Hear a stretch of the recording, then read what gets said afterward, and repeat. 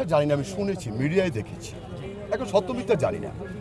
আমার মনে হয় না কলকাতায় তাদের পলিটিক্যাল কার্যালয় গড়ে তোলা সম্ভব কিনা আমি জানি না শিওর। আর যেটা আমি জানি না সেটা কিভাবে বলবো, এটাকে হুমকি হিসেবে দেখছেন না প্রশ্নই আসে না। তাদের দেউলিয়াত্বের প্রমাণ, দেউলিয়াত্বের প্রমাণ, তারা যে দেউলিয়া হয়ে গিয়েছে এটা হুমকি হিসাবে আমি আসলে দেখতেছি। আপনাদের এই অবস্থান কি আপনাদের কোনো দলীয় নির্দেশনা? দলীয় নির্দেশনা বলতে কি, ধরেন যে 32 নম্বর যেহেতু ধানমন্ডির ভিতরে পড়েছে, আর আমরা যেহেতু ধানমন্ডিতে পলিটিক্স করি, এটা আমাদের দায়িত্ব হয়ে যায় আসলে। আচ্ছা ভাই, এখন থেকে আসলে 15 আগস্ট খালেদা জিয়ার জন্মদিন পালন হবে নাকি শোক দিবস পালন হবে? শোক দিবস তো আসলে আমরা কখনো পালন করি নাই, বিএনপি তো শোক দিবস না, আপনার কিন্তু শোক দিবস আপনারা তো তো কখনো এক সময় আপনারা এই দিনটা আসলে উদযাপন করতে পারেননি, বিভিন্ন বাধার সম্মুখীন হয়েছেন। জি। প্রশ্নটাই না হয়েছে কি ধরেন আপনি প্রশ্নটা কিভাবে করছেন আমি আসলে ক্লিয়ার বুঝি নাই। কেন বুঝি নাই?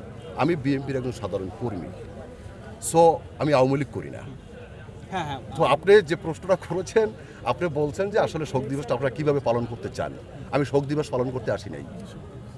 আপনি আমার কথা বলছেন? কিন্তু আমি যেটা বোঝাতে চাচ্ছি, এই দিনটা কিন্তু গেল 17 বছর আপনারা জন্মদিন উদযাপন করতে অনেক সময় বিভিন্ন রকমের বাধার সম্মুখীন হয়েছে। না আমি তো এক কথায় বললাম যে দেশ নেত্রী বেগম খালেদা জিয়া বলেছে আমার জন্মদিনে কখনো উল্লাস করবো না, কেক কাটবো না।